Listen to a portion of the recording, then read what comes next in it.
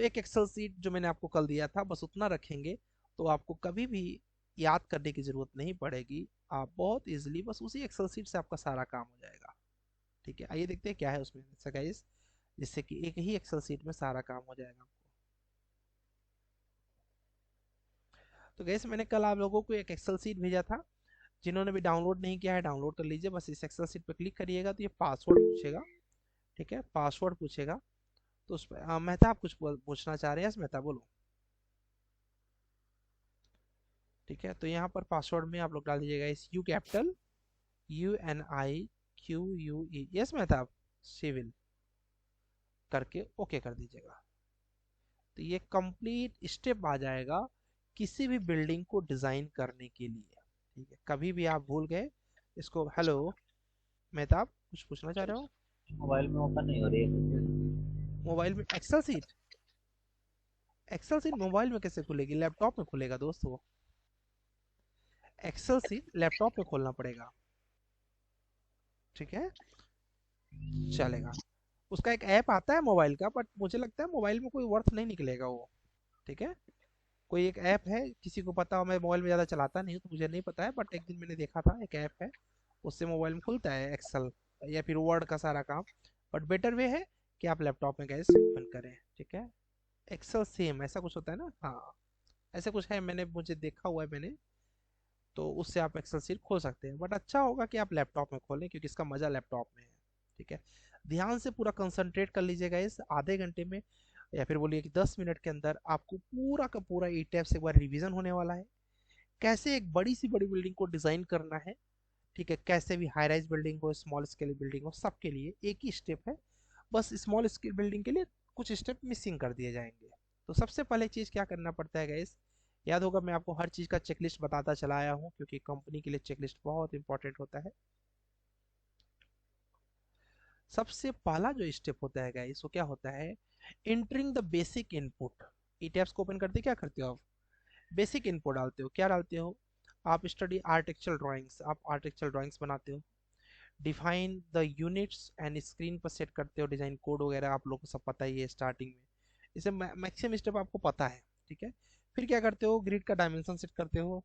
ठीक है, मीटर में चाहिए कि फीट में चाहिए जो भी है। उसके बाद करेक्ट द स्टोरी डाटा, कितने फ्लोर के लिए चाहिए उस फ्लोर के लिए तैयार करते हो। फिर उसमें अगर जरूरत है तो लेंथ का, फोर्स का और एसएलएसएन का यूनिट डालते हो। वैसे बाय डिफॉल्ट रहता ही रहता है, और उसके बाद फाइल को सेव कर देते हो। ये होता है आपका स्टेप नंबर 1। ये हम सभी को अच्छे से पता है। फिर होता है स्टेप नंबर 2। क्या? Define new material. Define new material मतलब नया मटेरियल डिफाइन करना है, उसके लिए क्या करते हो, डिफाइन द आरसीसी मटेरियल पहले करते हो। ठीक है, फिर define the steel structural steel material. ठीक है, फिर define the rebar enforcing material. फिर डिफाइन द पीबी, अगर टेंडेंस वगैरह है तो इसको भी डिफाइन करोगे, नहीं तो इसको स्किप कर देंगे। उसके बाद for default material check the material properties and design code, अगर सब सही है तो डिफॉल्ट भी यूज कर सकते हो। अदरवाइज ये सारी चीज़ आरसीसी मटेरियल, स्ट्रक्चरल स्टील और रीबार एनफोर्सिंग, ये सब कुछ आपको डिफाइन करना पड़ेगा। इसके बाद define the reinforcing bar sizes. क्या? Define the reinforcement bar size. तो define the reinforcement bar set as per your requirement, जैसे से आपको कितने एमएम के बार चाहिए, मिनिमम मैक्सिमम आप सेट करते हो, वही चीज़ सेट कर देना है। ठीक है, सेट करने के बाद डिफाइन द फ्रेम सेक्शन। क्या डिफाइन करिएगा, इस फ्रेम का सेक्शन डिफाइन करिए। स्पेशली उसके अंदर क्या करिए, बीम का साइज, कॉलम का साइज, वॉल का थिकनेस, स्लैब का थिकनेस, टेंडन्स थिकनेस और डेक थिकनेस, ये सारे थिकनेस को डिफाइन।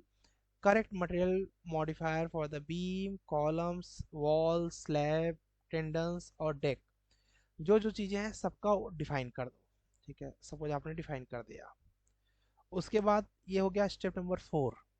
स्टेप नंबर 1 क्या था गाइस, बेसिक इन्फो दिया। 2 में हमने मटेरियल डिफाइन किया। 3 में रेनफोर्समेंट मिनिमम मैक्सिमम दे दिया। फिर उसके बाद 4 में सारे मटेरियल्स को डिफाइन कर दिया, जो जो चीज़ों का मटेरियल चाहिए। फिर स्टेप नंबर 5 जिसमें आप define diaphragm, piers, levels and spandrel levels, अगर आपके पायर वगैरह आप शेयर वॉल वगैरह लगा रहे हो, पायर वगैरह आप डिफाइन करोगे, अदरवाइज डायाफ्रेम प्रोवाइड करोगे सीजी के लिए। तो इसके लिए add diaphragm as equal to the member number of loads, add piers as per the number of piers and add spandrel levels. सब कुछ आप डिफाइन करते हो उसके अंदर। और डिफाइन करने के बाद नेक्स्ट है आपका चेक करना कि यार स्नैप्स वगैरह सब सही है क्या, क्योंकि ग्रिड पर आप बीम पर ड्रॉ करना चाहते हो बीम को इन पॉइंट से, स्नैप ही नहीं काम कर रहा है, तब तब चेक द स्नैप्स ऑप्शन, ठीक है, जिसमें आप गो टू ड्रॉ और उसके बाद snap options and check the correct requirement options are tick. ठीक है, देखिए सब कुछ जो जो इन पॉइंट मिड पॉइंट एवरीथिंग सब सही है क्या, अगर सही है तो step number 6 done. Step number 7 क्या करना चाहिए किसी भी हाई राइज बिल्डिंग के लिए guys, draw the structures take care of one story and all story. देखा होगा आप लोगों ने, आप लोग ई में अभी काफी हद तक हाथ बैठा होगा। कई बार आपसे एक मिस्टेक जरूर हो जाता है क्या, वन स्टोरी ऑल स्टोरी, तो ये ना हो उसके लिए आपको यहाँ पर इसका ध्यान देना है कि ऑल स्टोरी के लिए है या फिर सिमिलर स्टोरी के लिए है या फिर वन स्टोरी के लिए है। तो ड्रॉ कर दीजिए, क्या ड्रॉ करना है गाइस, कॉलम ड्रॉ करना है, बीम ड्रॉ करना है, स्लैब ड्रॉ करना है, वॉल ड्रॉ करना है। ठीक है, चलिए ड्रॉ कर दिया। उसके बाद check the model for cantilever slab, projection, water tanks and planter, ramp, staircase if any, सबको डिफाइन कर देंगे। ठीक है, assign the fixed supports, pin support as at the foundation base as per the requirement। क्या करना है आपको, support provide कर देना है, ये आप सब कर चुके हो। ठीक है, उसके बाद अगर रिटेनिंग वॉल है तो draw the retaining wall if required. ठीक है, उसके बाद assign the release the beams. आप लोगों को मैं बता चुका हूँ कि रिलीज कर देना चाहिए बीम्स को पार्शली, तो अगर जरूरत है तो कर दीजिए। assign the diaphragm pile levels spindle levels as per the requirement, अगर जरूरत है तो उसको भी डिफाइन कर दीजिए। और लास्ट है कि check the model for any errors, fix them if required। Check करते हो एरर वार्निंग्स, कुछ प्रॉब्लम रहता है तो सही करते हो। तो ये 7 स्टेप्स हैं गाइस जो कि हर एक स्ट्रक्चर्स के लिए करना ही करना पड़ता है। ठीक है, अब आता है 8वां स्टेप्स, जरूरी नहीं कि हर बिल्डिंग के लिए हो, बट जो भी डायनेमिक एनालिसिस करना चाहते हो उसमें 8वां स्टेप्स ऐड हो जाएगा। ठीक है, इसलिए मैं इसका कलर चेंज कर दे रहा हूँ क्योंकि इसका फिक्स नहीं है कि ये करना पड़े।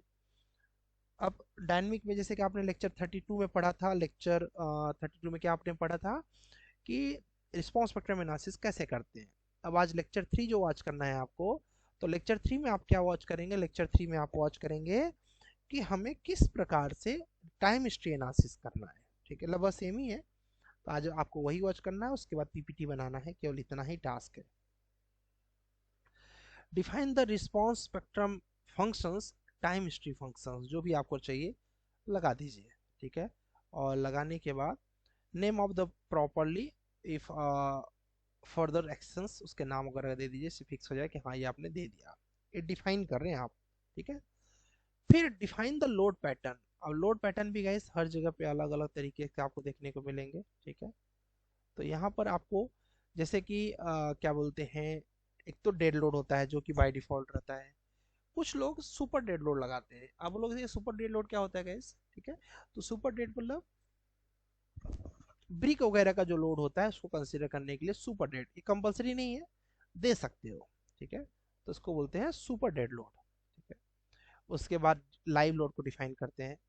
फिर सेस्मिक एक्स में, याद होगा आपको, एक्स में जब लगाते हैं तो उसमें तीनों को क्लिक करते हैं। ठीक है, एक्स में जब लगाते हैं तो तीनों को क्लिक करते हैं, x, x plus eccentricity, x minus eccentricity. इसका आंसर कौन बताएगा, इसका मतलब क्या है, हैंड रेज करके बताइए, इसका इसका इसका मतलब क्या है guys, x plus 0.05 eccentricity minus में इसेंट्रिसिटी, इसका मतलब क्या है गाइस, कौन हैंड रेज करके बता सकता है इसको। विष्णु वांट टू से, यस विष्णु प्लीज बताइए। तो डैम्पिंग है ना सर? ये डैम्पिंग है, 0.05। Not damping. और भी कोई बताना ओके। चाहेगा, प्रशांत ट्राई करेंगे। सर मे बी सर वो जो सेंटर से थोड़ा सा जो लेफ्ट या राइट है इंसेंट्री है इसलिए सर। यस, कोई भी स्ट्रक्चर एग्जैक्ट सेंटर पे आना संभव नहीं होता है ना, थोड़ा बहुत प्लस माइनस होगा, तो इतना जितना हो सकता है उतना हम प्लस माइनस कंसीडर करें, ठीक है, उसके लिए हम उसको लगाते हैं। ऐसे वाई में भी हम लोग प्लस माइनस को कंसंट्रेट करते हैं कि हाँ भैया इतना हो सकती है गलतियाँ। उसके बाद गाइस अगर कोई G+8 के ऊपर का स्ट्रक्चर है तब आप उसमें विंड लोड लगाइए, अदरवाइज विंड लोड छोटे बिल्डिंग के लिए अवॉइड करिए, ठीक है। G+8 के ऊपर है तो लगाइए, अदरवाइज अवॉइड करिए, ठीक। फिर इंडिया में तो कम जरूरत पड़ती है, ठीक है, बट जनरली जब फॉरेन के आप प्रोजेक्ट करोगे उसमें थर्मल लोड लगाते हैं। Thermal load if the length of the building is greater than 45 metre, तो वहाँ पर आपको थर्मल लोड भी मतलब कंसिडर करना पड़ेगा, उसके हिसाब से डिज़ाइन करना पड़ेगा। Plus defined fire tender load, fire load भी लगाना पड़ता है। अपने यहाँ पर कम लगाते हैं बट बाहर के कंट्रीज का प्रोजेक्ट करोगे तो वहाँ पर आपको लगाना पड़ेगा। उसके बाद डिफाइन द स्नो लोड, ये भी अपने यहाँ पर कम लगाते हैं, बहुत लगाया तो कश्मीर में और हिमाचल में, ये दो जगहों पर प्रोजेक्ट्स पे लगाते हैं, अदरवाइज स्नो लोड हम लोग कम लगाते हैं। इसके लिए कौन सा कोड है, अगर कोई कमेंट कर सके तो अच्छी बात है। स्नो लोड के लिए कौन सा कोड यूज करते हैं guys, if anyone know drop the message. Roof top के लिए क्या करते हैं गाइस, फाटो लोडिंग्स बोलते हैं उसको, डिफाइन फाटो लोडिंग फॉर रिक्वायर्ड। अगर आप रूफ टॉप पे हेलीपैड की लैंडिंग बना रहे हैं तो, हेलीपैड की लैंडिंग बना रहे तो क्या करना पड़ेगा गाइस, आपको जो उसका हेलीकॉप्टर का वेट है वो वेट कैलकुलेट करना पड़ेगा, तो उसको फाटो लोडिंग बोलते हैं। Define the mass source and name it properly for the fraction access, ठीक है, आपको मास सोर्स भी डिफाइन करना चाहिए। नेक्स्ट है गाइस आपका असाइन लोड्स, सारे लोड्स को असाइन करना, ठीक है। लोड्स को असाइन करने के लिए assign the dead load, joint load, frame load, shell load, ये सारे लोड को पहले आप असाइन कर दीजिए। क्या क्या guys, assign the dead load, joint load, frame load, shell load, ये सारे लोड्स को आपको क्या करना चाहिए, डिफाइन कर देना चाहिए। Assign the super dead load, joint load, frame load, shell load, इन सबको असाइन, जो आपने डिफाइन किया था ऊपर उन सबको असाइन कर दीजिए। Assign the live load, live load जो आपने लगाया हो उसको लगा दीजिए। असाइन द एक्स एक्सिस में विंड, वाई एक्सिस में विंड, वो लगा दीजिए। थर्मल लोड लगा दीजिए, फायर लोड लगा दीजिए, स्नो लोड लगा दीजिए, हेलीकॉप्टर लोड लगा दीजिए, लाइव लोड रिडक्शन फैक्टर लगा दीजिए। ये सारा जो ऊपर आपने डिफाइन किया था उसको यहाँ पर लगा दीजिए, ठीक है, जो ये आपने यहाँ पर डिफाइन किया उसको लगा दिया, ठीक है। स्टेप 10 तक में लगभग सारी चीज़ क्लियर हो गई। अब कुछ special load cases, special load cases क्या होता है गाइस, जैसे कि क्या बोलते हैं, डायनेमिक्स के लिए स्पेशली हमें ये करना है, क्या करना है, डिफाइन द लोड केसेस, क्या करना है, डिफाइन द लोड केसेस। कुछ स्पेशल लोड, स्पेशल लोड मतलब response spectrum load, dynamic analysis check, ये सभी बिल्डिंग के लिए नहीं, कुछ बिल्डिंग के लिए जिनमें आप डायनेमिक एनालिसिस कर रहे हो उसके लिए। Check all the load patterns are introduce in the case of load cases in ETABS, सभी का लोड पैटर्न चेक कर लीजिए। Define response spectrum along x, जिसके लिए फॉर्मूला होता है गाइस डिफॉल्ट स्केल का Ig/2R for Indian and Ig/R for American code, ठीक है। Ig/2R फॉर इंडियन कोड और Ig/R क्या होता है अमेरिकन कोड के लिए। तो वहाँ से आप इसका स्केल देते हैं, एक्स का और वाई का स्केल दे दीजिए। उसके बाद आप लोग गए होंगे डिफाइन मॉडल केसेस में, वहाँ पर आइजन और रीज रहा होगा। As per the design requirement CSI recommend the Ritz analysis करना प्रीफरेबल होता है, ठीक है, तो उसको ले सकते हैं। अगर आपको लगता है कि बिल्डिंग बहुत भाग सकती है, उसमें बहुत ज़्यादा डिफ्लेक्शन आ सकता है, तो आपको पी डेल्टा ऑप्शन ऑन कर लेना चाहिए, इसमें पुश ओवर एनालिसिस भी करना पड़ सकता है। अगर डिफ्लेक्शन ज़्यादा आने का चांस है तब आप इन दोनों एनालिसिस को प्रीफर करेंगे, ये भी आप सीखने वाले हैं, पी डेल्टा ऑप्शंस और पुश ओवर एनालिसिस, ठीक। नेक्स्ट है guys define the load combination. Step 12 पे क्या है, लोड कॉम्बिनेशन, तो कुछ नहीं करना है, define the load combination as per the design codes, आप जाइए लगा दीजिए। ये हो गया step number 12।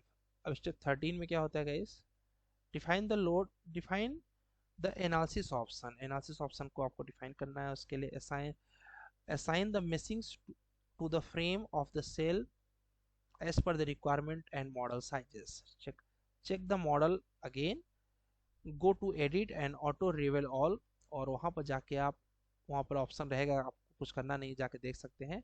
Check the active degree of freedom applicable when truss वगैरह अगर लगाए हैं तो चेक कर लीजिए। इसमें ऐसा होता है कि जब आप एनालिसिस को ऑन करते हैं तो आप लोग जानते हैं डायरेक्ट एनालिसिस कर देते हैं आप, रन एनालिसिस एक होता है, उसमें आप सेट कर सकते हैं कि मुझे बस इतना ही एनालिसिस करना है, तो उसको आप प्रीफर कर सकते हैं। एडवांस ऑप्शंस आप भी यूज़ कर सकते हो और उसके अंदर जाके एनालाइज कर सकते हो। बेसिकली आप डायरेक्ट एनालिसिस भी के तो भी कोई प्रॉब्लम नहीं है। ये हो गया कि बैरियर्स लगा दिए कि हमको इसमें केवल सेस्मिक रन करना है, केवल अर्थक्वेक रन करना है, या फिर केवल विंड रन करना है, तो उसके लिए इसको यूज़ करते हैं। एनालिसिस के बाद गैस एनालाइज करिए, चेक मॉडल को, मॉडल में क्या दिक्कत आ रही है। Check that the model does not run instability while, जो भी वार्निंग्स आ रही हो। Check analysis log in result warnings check पढ़िए। ग्लोबल फोर्सेस वगैरह को चेक करिए कि फोर्स वगैरह सही है क्या। उसके बाद check the deform shape under the first mode and second mode, and उसके साथ if the second mode torsion आ रहा है तो टॉर्जन को क्या करिए, रिड्यूस करिए। तो ये हो गया आपका स्टेप नंबर 14, जिसमें आपने analysis check the behaviour, building का बिहेवियर चेक करना है। ठीक है। स्टेप 15, ये गाइस कंपनी का स्टैंडर्ड है, इसमें कुछ भी ये डायरेक्ट आपको कंपनी में ही करने को मिलेगा, ये चीज़ इतना फॉलो करना पड़ेगा। स्केलिंग फॉर रिस्पॉन्स स्पेक्ट्रम और टाइम हिस्ट्री एनालिसिस, कुछ भी करें उसमें स्केल चेक करना पड़ता है। चेक द फैक्टर SRX, जो अभी मैंने IG/2R बताया, and SRY we need to scale. Unlock the model, scale the, इसको स्केल चेक कर लीजिए, अगर स्केल सही है तो ठीक है। और उसके साथ साथ analyse the model again and check the dynamic analysis corrections and completions, देख लीजिए कुछ करेक्शन है क्या, फिर से आप एनालिसिस कर दीजिए। Check response spectrum correct scale, उसके बाद mass participant ratio, inter storey drift check कर लीजिए, उसके बाद स्टिफनेस चेक कर लीजिए, डिफ्लेक्शन चेक कर लीजिए, और इफ़ नॉट कम्प्लीटेड तो कोड में जाके सही कर दीजिए। ये सारे स्टेप्स को हमको फॉलो करना पड़ेगा स्टेप 16 के नाम से। ठीक है। और उसके बाद होता है स्टेप 17, ये तब जब आप डिज़ाइन करने जा रहे हैं, तो वहाँ पे आप लोग गए होंगे, डिज़ाइन करते समय आपने देखा होगा व्यू रिवाइज प्रेफरेंस रहता है, कंक्रीट स्टील आप ऑप्शन ले सकते हैं वहाँ से। Check the design combination required for the component, beam and column will be different. Perform the designing check whether any members is falling in the design. If any member is falling in the design, try to change design section with past member sizes, unlock the model, start detailings or manually prepare the structural drawings, check the reaction, export to the CSI safe required. अगर आपको चाहिए उसी design का footing वगैरह का design आ जाए तो direct उसको लेके जा सकते हैं आप गए सेफ सॉफ्टवेयर के अंदर। ठीक है। तो ये हो गया आपका डिज़ाइन करने का ऑप्शन। लास्ट क्या रहता है गाइस, ये है, बट सभी बिल्डिंग के लिए नहीं है, ये है केवल और केवल save the model for wind load analysis. Wind load कब लगाना चाहिए गाइस, जब only for the building greater than 50 metres, उसके नीचे अवॉइड करना चाहिए विंड को। अगर डायनेमिक कर रहे हैं तो 50 मीटर के लिए, 50 मीटर आप समझ रहे होंगे, लगभग G+20, क्योंकि 20 नहीं 15 15 या 45 17-16 फ्लोर की बिल्डिंग अगर है तो फिर आप जाइए इस एनालिसिस के लिए। इसके लिए मॉडल को सेव करिए, विंड लोड लगाइए, क्रैक सेक्शंस प्रॉपर्टीज चेंज करिए उसमें कोड में जाके, और उसके बाद चेंज द मटेरियल, और उसके बाद डिज़ाइन द सेक्शन और स्ट्रक्चर प्रीफर सेवर। ये कब करना है गाइस, जब आपका स्ट्रक्चर जो है क्या बोलते हैं G+50 के ऊपर होगा, तब 50 मीटर के ऊपर होगा तब। ठीक। तो ये है कंप्लीट स्टेप्स, किसी भी कंपनी में चेकलिस्ट होती है डिज़ाइन करने के लिए स्ट्रक्चर को। एक बार आप इसको करके देखना चाहें तो बहुत अच्छी बात होगी। क्या क्या करना है, एक बार बेसिक इनपुट देना है, आपको सबको पता है, फिर आपको डिफाइन न्यू मटेरियल डिफाइन करना है, फिर रेनफोर्सिंग बार देना है, फिर फ्रेम सेक्शन देना है, फिर डायफ्रेम वगैरह देना है, फिर स्नैप्स चेक करना है, फिर ड्रॉ द स्ट्रक्चर्स करना है, फिर रिस्पॉन्स स्पेक्ट्रम या टाइम हिस्ट्री डिफाइन करना है। आज का आपका असाइनमेंट भी यही है कि टाइम हिस्ट्री आपको क्या करना है, डिज़ाइन करना है। और उसके बाद define the load patterns, load pattern को डिफाइन करना है, असाइन द लोड्स, और उसके साथ साथ assign the load cases, combination लगाइए, define the analysis options, analyse करिए, बिहेवियर देखिए उसका, और फिर टाइम हिस्ट्री जो भी करना हो करके रिजल्ट को डिज़ाइन कर लीजिए। यही स्टेप्स होता है किसी भी बड़ी से बड़ी बिल्डिंग्स को डिज़ाइन करने के लिए गाइस। किसी को कुछ डाउट है तो you can be ask. Vishnu want to ask something? Yes Vishnu बोलिए। विष्णु बताइए। हेलो। हेलो। हाँ सर। हाँ जी विष्णु बताइए। डायाफ्राम है ना सर, वो हाँ स्टेप नंबर 5, हाँ हाँ डायफ्रेम है। उसमें पायर लेबल्स और स्पैंड्रेल लेबल्स किसके लिए यूज करता सर? फाइल लेवल्स तो आप जैसे कि अगर कोई ब्रिज ऐसे बना रहे हो, जैसे कि आपने शेयर वॉल वगैरह बना रहे हो, तो उसके लिए आप पायर्स देते हो, ठीक है। और कोई स्प्रिंग वगैरह लगा रहे हो, जनरली हम लोग नहीं लगाते, उसके लिए स्प्रैंडल्स देते हैं, स्प्रिंग्स वगैरह के लिए, ओके, ठीक है। ब्रिज के लिए। यस यस, ठीक है। तो वो हम लोग को यूज नहीं ठीक। करना पड़ता बेसिकली, ठीक है, चलेगा। और सर ये चेक डिजाइन करता ना सर पूरा हाँ होने के बाद? हाँ हाँ कल हम मेरा डिजाइन को किया ना, हाँ पूरा हाँ फेल हो गया सर। वो सेक्शन चेंज किया ज्यादा, और एम M30 करा, हाँ हाँ एक बार M50 करा, लेकिन हाँ थोड़ा थोड़ा पास हो रहा, लेकिन maximum beams are failed sir. हाँ हाँ। ये यही I dynamic want to. Analysis का वो प्रॉब्लम है। प्रॉब्लम मतलब यही चैलेंज होता है एक डिजाइनर के लिए, कि आपको सारा कुछ इक्विलिब्रियम में रखना पड़ता है, लोड्स को चेक करना पड़ता है, तब जाके डायनेमिक एनालिसिस पास होता है, ठीक है। और इसीलिए बोल रहा हूँ कि डायनेमिक एनालिसिस को खूब प्रैक्टिस करेंगे। इतने से ढेर सारे कॉन्सेप्ट क्यों पढ़ा रहा हूँ डायनेमिक का बार बार, क्योंकि डायनेमिक एक्चुअली में बहुत डिफिकल्ट है, ठीक है। और इसके लिए काफ़ी समय लगता है, तब जाके डायनेमिक एनालिसिस आपको कंठस्थ होता है। ओके, चलिए। Okay sir. ओके जी, ब्रिंजल जी कुछ पूछना चाह रही हैं? Yes brinjal please. Sir fire load के लिए कोई आईएस कोड होता है क्या?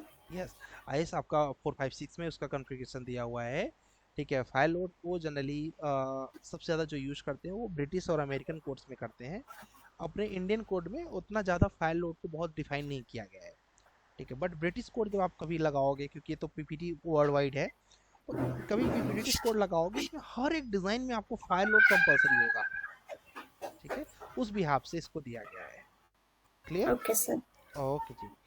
तो गाइस हमको क्या करना है, लेक्चर 15 को लेक्चर 33 को वॉच करके टाइम स्टेप निकालना है, और दूसरा एक पीपीटी बनाना है। कोई पीपीटी का टॉपिक अगर नहीं बता पाया हो तो बता दीजिए, ठीक है। सभी लोग वैसे लगा रहे हैं, जैसे सुष्मिता सही बोला आपने। सुष्मिता तक हमें सबने मैसेज किया था कि हम लोग क्या क्या करने वाले हैं। आराम से सैटरडे संडे मिला के बनाइए, कोई जल्दी नहीं है, बट जो बनाइएगा एकदम बेहतरीन, जैसे लास्ट टाइम लोगों ने बनाया था। ब्रिंजल ने काफ़ी अच्छा प्रेजेंट किया था, प्रशांत ने किया था बहुत अच्छा, ठीक है। प्रशांत ने शायद नहीं, प्रशांत किया था आपने लास्ट? हाँ किया था, लास्ट में प्रशांत ने किया था। वैसे ही कुछ करिए कि मतलब मज़ा आए, ठीक है। चलिए हम लोग डायनेमिक को फिर से समझने चल रहे हैं। थोड़ा सा एक मोड सेप समझा देता हूँ, क्योंकि मोड सेप इंटरव्यू वाले पूछते हैं, तो उसको मैं आसान करने का प्रयास करता हूँ। वैसे टफ तो बहुत है, कितना भी आसान करूंगा इतना जल्दी नहीं होगा, बट प्रयास करता हूँ। यस विष्णु बताइए। सर किसका लेक्चर वॉच करना है सर? लेक्चर 33 करना है, और उसमें टाइम हिस्ट्री एनालिसिस दिया हुआ है, ठीक है। और इन केस आपके पास समय बच गया तो 30 भी कर लेंगे तो अच्छी बात है, नहीं बचा समय पहले पीपीटी बनाइएगा, पीपीटी बनाने के बाद टाइम बचा तो करिए, नहीं तो फिर कोई बात ठीक है सर। नहीं, ठीक है, चलेगा। चलिए हम लोग थोड़ा सा डायनेमिक्स में मोड सेप को मैं एक बार थोड़ा आसान करने का प्रयास करता हूँ। समझ में आ गया तो बहुत अच्छी बात है, नहीं आया तो फिर से पढ़िएगा। ये आपने लेक्चर 23 में ऑलरेडी पढ़ा हुआ है, फिर भी मैं पढ़ा रहा हूँ क्योंकि मुझे पता है एक बार में नहीं आया होगा, ठीक है। आइए देखते हैं मोड सेप क्या होता है, और आसान आसान वर्ड्स में देखते हैं जिससे शायद समझ में आ जाए।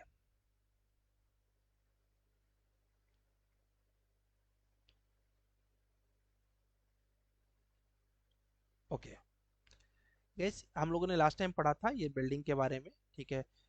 जिस बिल्डिंग की ज़्यादा क्या बोलते हैं हाइट रहेगी, उसका क्रैक स्टिफनेस ज़्यादा होगा एज कम्पेयर टू छोटी बिल्डिंग्स। समरी छोड़ दो, मेन है हमारे लिए mode shape of the building. ये बहुत खतरनाक चीज़ है, और ये जिसको समझ में आ गया उसको समझिए कि डायनेमिक्स का ठीक ठाक नॉलेज हो गया, ठीक है। क्या होता है ऐसा मोड शेप जो उसमें इतना ज़्यादा सोचना है, ठीक है। ये देखते हैं क्या क्या होता है। The deformed shape of the buildings associate with oscillation at fundamental natural period is terms as first mode shape. यहाँ समझिएगा, the deformed shape of the buildings associated with oscillation of fundamental natural period is termed as its first mode। deformed shape मतलब टेढ़ा होना of the building associated with the fundamental natural period, जो उसमें टेढ़ा होने पर, डिफॉर्म होने पर जो फंडामेंटल नेचुरल पीरियड आए उसको बोलते हैं हम लोग फर्स्ट मोड गाइस, ठीक है।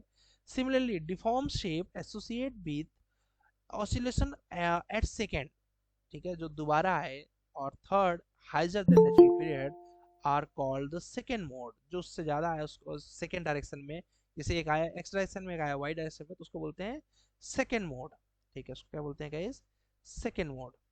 और उसके बाद आता है there are three basic mode of oscillations, mainly तीन जो होते हैं सबसे मेन होते हैं मोड शेप्स। इसमें से पहला है आपका एक्स डायरेक्शन के लिए, दूसरा है वाई डायरेक्शन के लिए, तीसरा है जेड। क्योंकि डायनेमिक है ना, स्टैटिक होता तो केवल दो तरफ देखते हैं हम लोग, एक्स और वाई, और डायनेमिक्स में क्या होता है, एक्स वाई जेड तीनों डायरेक्शन में हमें देखना पड़ता है, और यही तीन मेन मोड शेप होते हैं गाइस।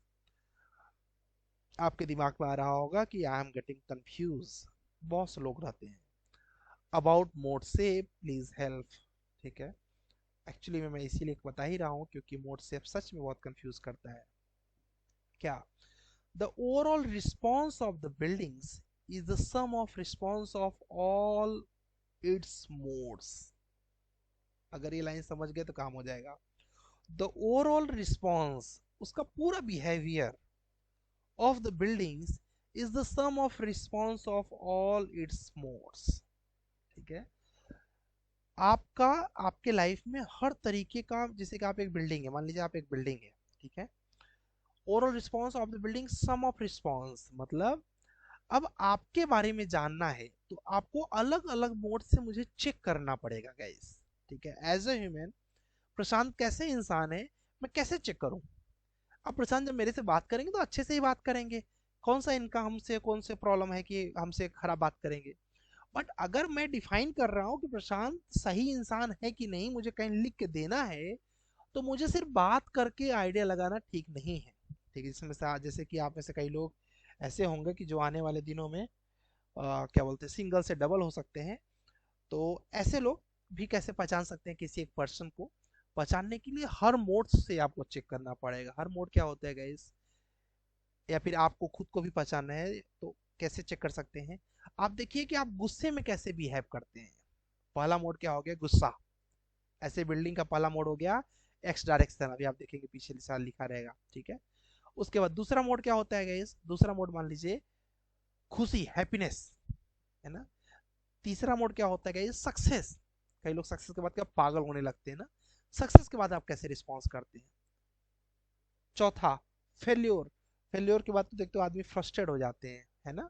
तो फेल्योर में आप कैसे रिस्पॉन्स कर रहे हो, ठीक है।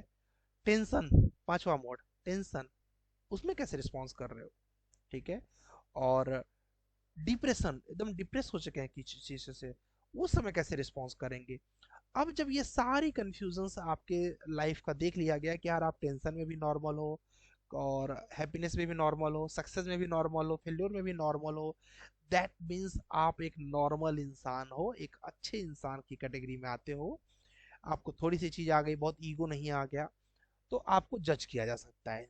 ऐसे ही बिल्डिंग को जज करने के लिए अलग अलग मोड से चेक करके एक उसका सम निकाला जाता है, भैया ये बिल्डिंग सच में अच्छी और सेफ है, ठीक है।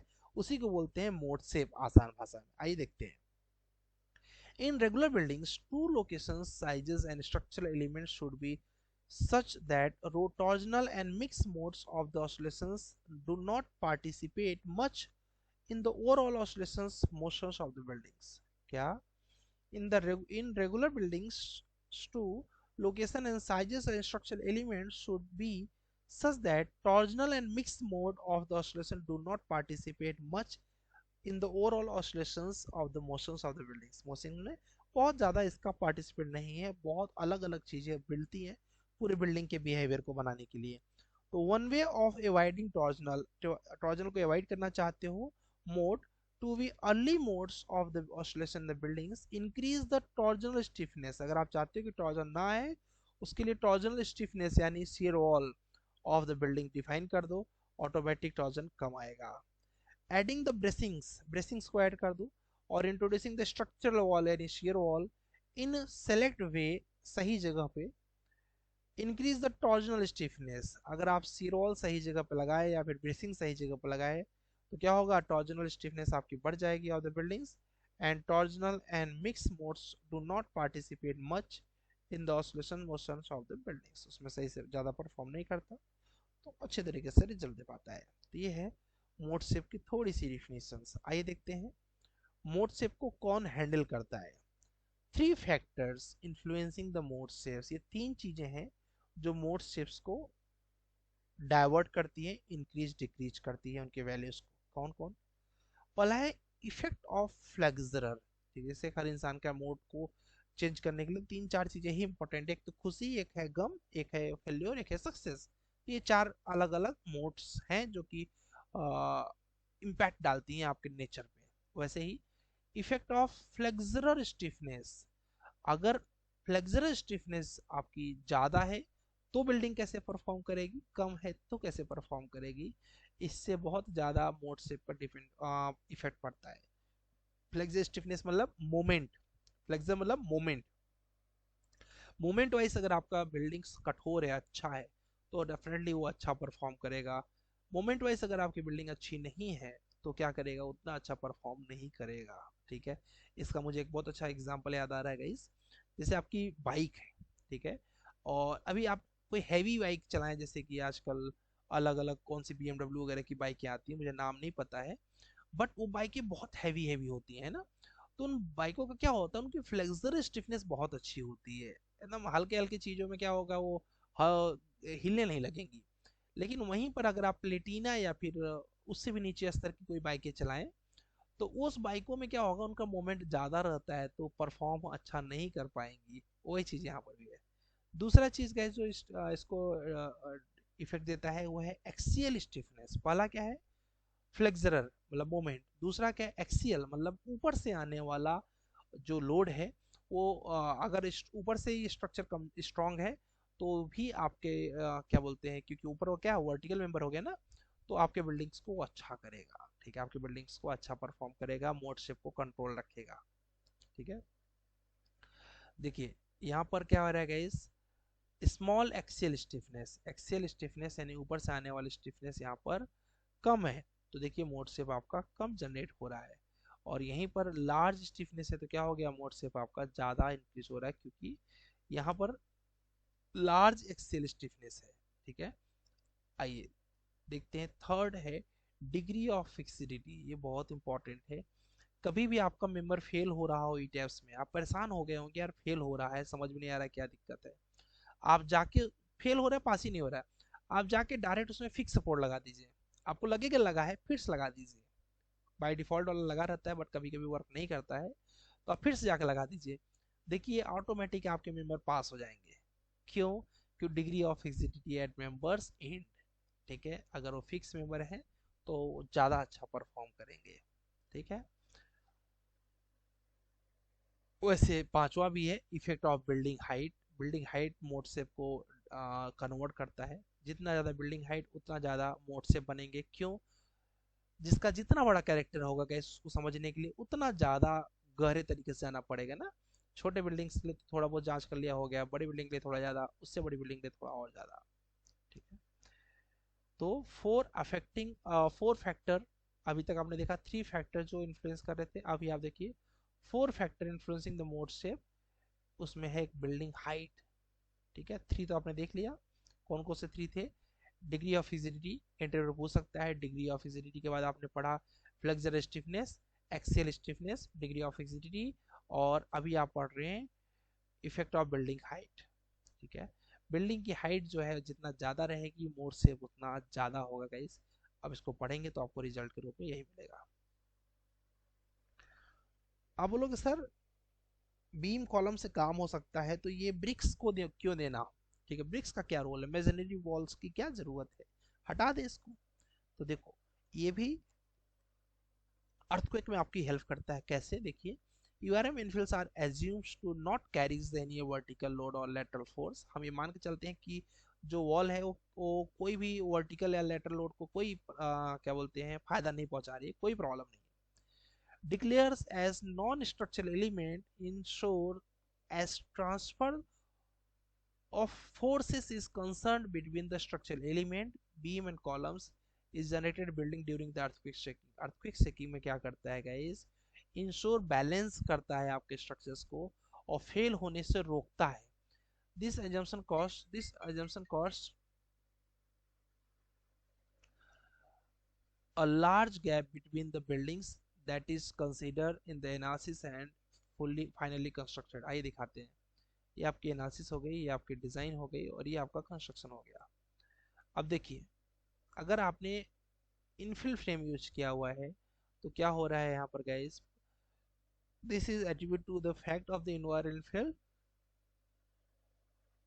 तो जो फोर्स आया वो फोर्स को पहले यहाँ पर डिस्ट्रीब्यूट होने में टाइम लगेगा, फिर जाएगा इस मेंबर पे, नहीं तो फिर डायरेक्ट अटैक हो जाएगा। ये है तो क्या हो गया, पहले इसे इफेक्ट होगा, फिर यहाँ से ट्रांसफर होके आ जाएगा, तो क्या होगा, इसकी स्पीड स्लो हो जाएगी और फिर धीरे धीरे करके कॉलम तक जाते जाते काफी स्लो रहेगी। जैसे कि हाइब्रिड में आप देख रहे हो, तो यहाँ पर भी सेम सिचुएशन होगा, केवल यही इम्पैक्ट करेगा, अदरवाइज तो पूरा का पूरा क्या रहेगा, अच्छा ही परफॉर्म करेगा। तो अगर आप इस तरीके के आपने ब्रिक्स लगाए हुए हैं तो कहीं ना कहीं ये बेहतर परफॉर्म करते हैं। ठीक है, अब एक लास्ट टिप्स देख लेते हैं गाइस, ये टिप्स काफी आपकी हेल्प कर सकते हैं। Design engineers need to control both mass and stiffness. आपके बॉडी का मास भी कंट्रोल में रहना चाहिए और स्टिफनेस भी कंट्रोल में रहना चाहिए। स्टिफनेस यानी कठोरता। आपकी बॉडी बहुत ज़्यादा कठोर हो गई, आप झुक के बैठ ही नहीं पाओगे, आप जमीन में बैठ ही नहीं पाओगे, आप परफॉर्म कैसे करोगे, है ना। आप दौड़ ही नहीं पाओगे क्योंकि आप रिजिड हो गए। तो रिजिड होना भी बहुत अच्छी चीज़ नहीं है और बहुत फ्लेक्सिबल होना भी अच्छी चीज़ नहीं है गाइस, क्योंकि बहुत फ्लेक्सिबल हो गए तो क्या होगा, किधर भी घूमते रहोगे, है ना। बट हाउ, कैसे, आइए देखते हैं।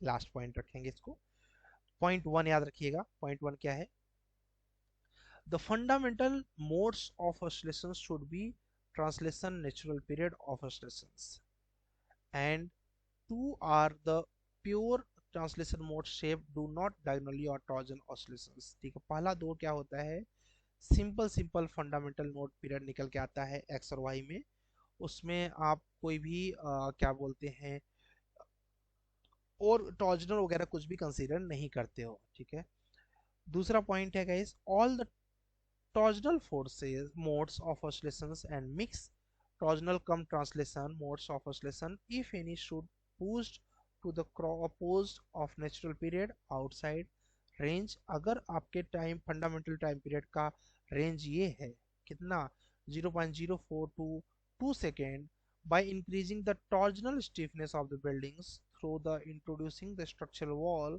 along the perimeter of the buildings। ठीक है, ध्यान से समझिएगा।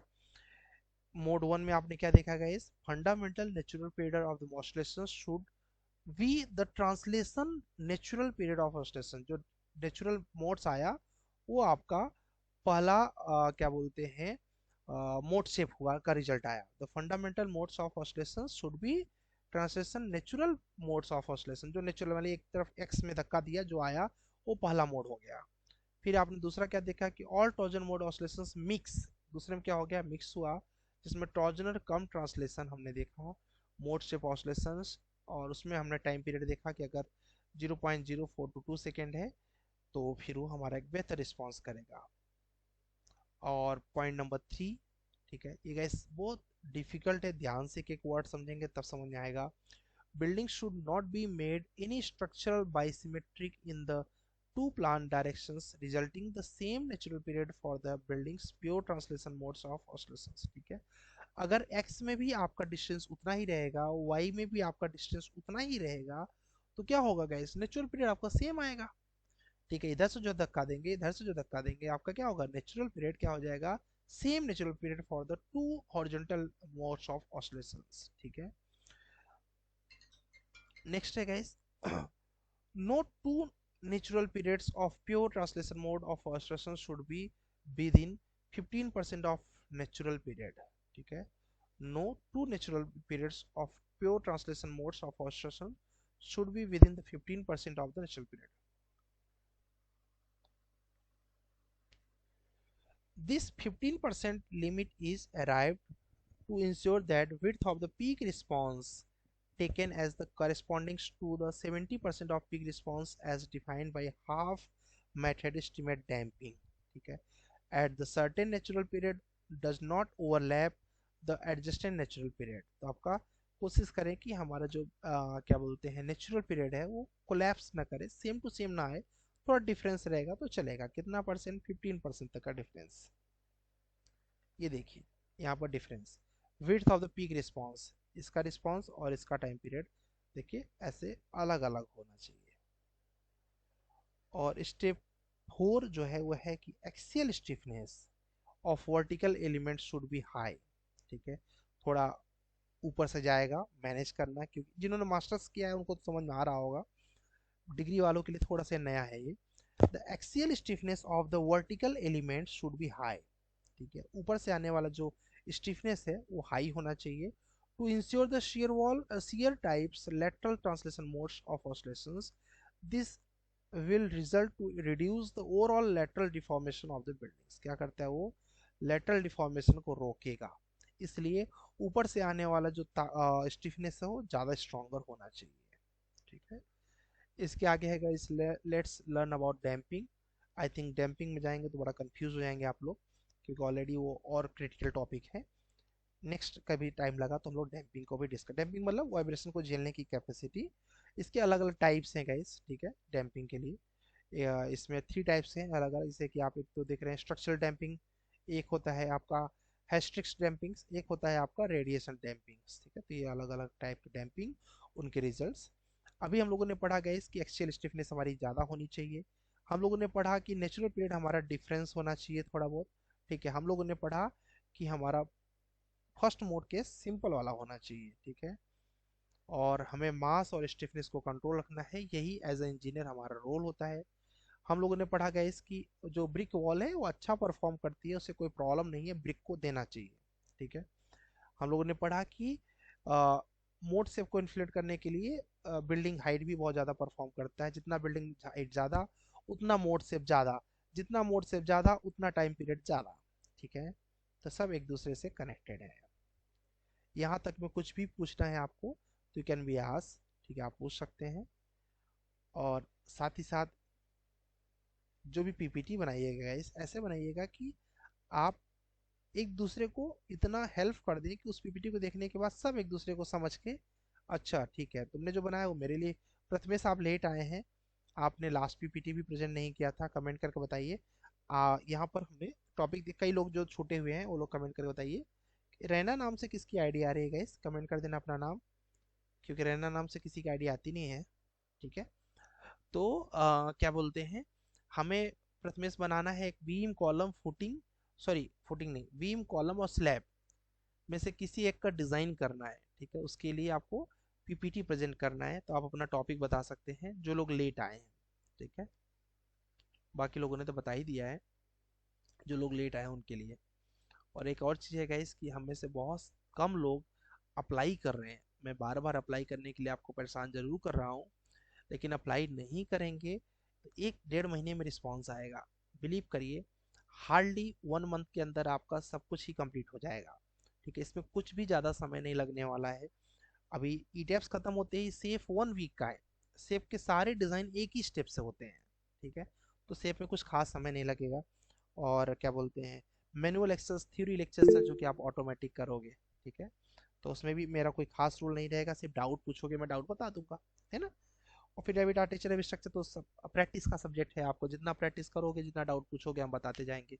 ठीक है, उसमें भी मेरा रूल नहीं। ईटेप्स और सेफ ही बहुत इंपॉर्टेंट है, इसको कोई भी लापरवाही से जो कर रहे होंगे कंप्लीट करके। आई एम डूइंग वीम और 1 वे स्लैब्स। ठीक है, मंडे को प्रेजेंट करना है प्रथमेश, और क्या बोलते हैं, इस बार मैं यही चाहता हूँ कि मंडे को सब लोग प्रेजेंट करें। ठीक है, रेडी रखें एटलीस्ट मंडे को, नहीं होता है तो ट्यूसडे को कर लेंगे, कोई बड़ी बात नहीं है। ठीक है, किसी कुछ पूछना है? Anyone want to ask something? आपको किसी प्रोजेक्ट में कुछ दिक्कत आई? हाँ जी प्रशांत बोलिए। सर जैसे हम एनालिसिस करते हैं ना अपने ईटैब में, हाँ तो सर पिंक कलर का कॉलम आता है, ब्लैक कलर की बीम्स आती हैं, तो सर मैं ये बार बार भूल जाता हूँ कि इसके ऊपर मिडिल में 3 डिजिट के कुछ और आते हैं ऊपर में और नीचे कुछ और आते हैं, कॉर्नर्स पे लेफ्ट में कुछ और आते हैं राइट में। तो सर वो एग्जैक्टली होता क्या है सर? कॉलम में या बीम में? बीम में बोल रहे हो क्या? सर बीम का ही बता दीजिए पहले जी। बीम में ही आता है, कॉलम में तो एक ही रहता है। जी कॉलम में आप देखोगे तो एक ही रिजल्ट रहेगा, मिडिल में आता है, राइट? जी उसी की बात कर रहे हो ना, जो रिजल्ट आता है ना? जी जी ठीक है। देखो इसमें क्या होता है, जो बीम होती है, बीम एक ऐसा स्पैन है, ये है, ठीक है, ये बीम है। अब बीम में क्या होगा कि बीम को मैंने इधर से पकड़ लिया, इधर से पकड़ लिया, है ना? तो जब इधर से पकड़ लिया तो इसको इधर से भी सपोर्ट मिल गया, इधर से भी सपोर्ट मिल गया। तो यहाँ और यहाँ का रिजल्ट देखना कभी भी सेम रहेगा, और बीच का रिजल्ट कम रहेगा, मतलब चेंज रहेगा। अब उसका जी रीजन क्या जी। है? क्योंकि ये सपोर्ट से दूर है ना, ये बीच वाला पोर्शन। तो हम्म। यहाँ का रिजल्ट अलग रहेगा, यहाँ का रिजल्ट अलग रहेगा, यहाँ का रिजल्ट अलग रहेगा, नीचे का अलग रहेगा, यहाँ का अलग रहेगा। यही 6 रिजल्ट होते हैं, राइट? जी तो इसी रिजल्ट को हमें बैलेंस करना ही हमारा सबसे मेन रोल रहता है। ये और ये रिजल्ट हमारा सेम रहना चाहिए, क्योंकि यहाँ से जो बार आएगा वो बार यहाँ से बीच में तो कम हो जाएगा, क्योंकि क्रैंक बार अगर डालोगे ऐसे जाके ऐसे नीचे आएगा, ये आएगा। तो उसमें देखो क्या आ रहा है, जैसे 600 आ रहा है, मान लो यहाँ पर 600 आ रहा है। जनरली अगर देखोगे तो 600 अगर यहाँ आ रहा है तो 580 590 यहाँ आएगा, ठीक है, लगभग सेम आएगा, ठीक है, ध्यान से देखना उसको। और अगर नीचे आ रहा है आपका क्या बोलते हैं 700 या 750, लगभग चांसेस है कि 750 700 680 यहाँ आ रहेगा होगा, लगभग सिमिलर आता है, ठीक है। और सिमिलर आना भी चाहिए, ये भी कंपलसरी, 80% से ज़्यादा डिफरेंट नहीं होना चाहिए वैल्यू। तो अब जैसे यहाँ पर आ रहा है 580, यहाँ पर आ रहा है 600, तो 600 मैक्स है, तो हम इसके हिसाब से डिज़ाइन करेंगे, इसके हिसाब से रेनफोर्समेंट देंगे। अब इसके हिसाब से क्या रेनफोर्समेंट दोगे? जब ये 60 कितना आया 600, 600 का मतलब है कि अगर हम 200 16 एम का बार डालें, बीम में कितने एम का बार डाले गए, 16 एम का बार डालें, तो 16 एम का बार का एरिया होता है 201 एम स्क्वायर। तो कितना बार जाएगा? 3 बार जाएगा, मैक्सिमम है ना, 3 बार जाएगा। ये बोल रहा है मुझे चाहिए 580, ये बोल रहा है मुझे चाहिए 600, और मैंने दे दिया 604, जो कि इसको भी सेटिस्फाइड कर रहा है, इसको भी सेटिस्फाइड कर रहा है। कम नहीं होना चाहिए।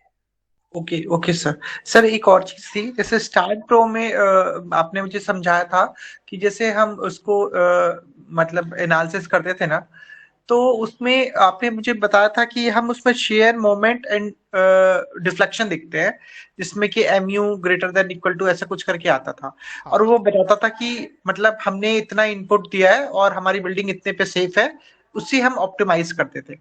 सर इसमें कैसे पता लगता है सर? इसके भी रिपोर्ट में, इसके जब रिपोर्ट में जब जाओगे तो ये भी रिपोर्ट में आपको वैल्यू देगा। ये थोड़ा सा ऑटोमेटिक है, वहाँ पर क्या होता था, वहाँ पर मैंने आपको दिखाया होगा कैलकुलेशन में कि देखो ये प्रोवाइडेड है और ये रिक्वायर्ड है ना, जहाँ तक है जी वो फाउंडेशन में दिखाया होगा, है ना?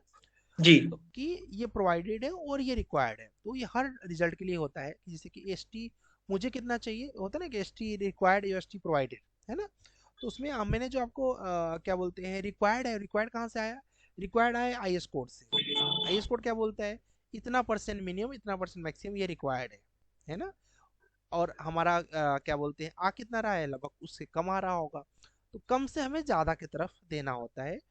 सॉफ्टवेयर फिलहाल ईटीएफ्स का तो ऑटोमेटिक ले लेता है, बाकी इसके अंदर परसेंटेज देख सकते हो, ठीक है। परसेंटेज देखने के लिए क्या करना पड़ता है, जब रिजल्ट डिजाइन हो जाएगा ना, तो रिजल्ट में जाओगे तो वहाँ पर व्यू परसेंटेज करके ऑप्शन है, तो परसेंटेज आप स्टील देख के वहाँ से आप डिफाइन कर सकते हो कि हम सही कर रहे हैं, मतलब रिक्वायर्ड से हम ज़्यादा प्रोवाइड कर रहे हैं कि नहीं कर रहे हैं, यहाँ पर ऑटोमेटिक हो जाता है।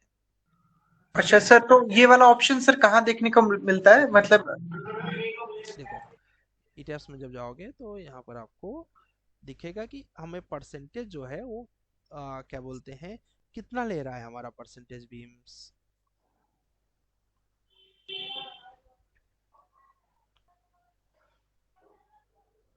वो गैस डिज़ाइन करने के बाद ही ऑन होगा, तो डिज़ाइन करने के बाद आप वहाँ पर देख सकते हैं उसके अलग अलग रिजल्ट्स को, नॉट ओनली परसेंटेज। परसेंटेज एक मेन पैरामीटर है डेफिनेटली।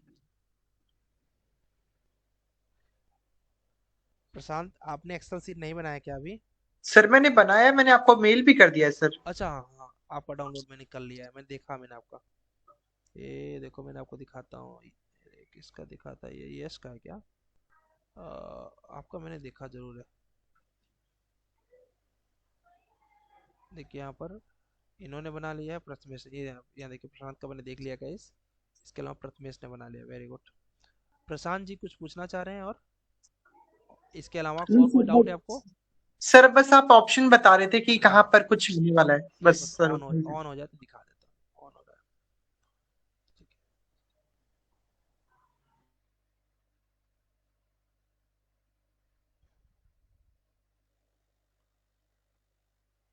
इसको आप लोग इसको ओपन कर लीजिएगा।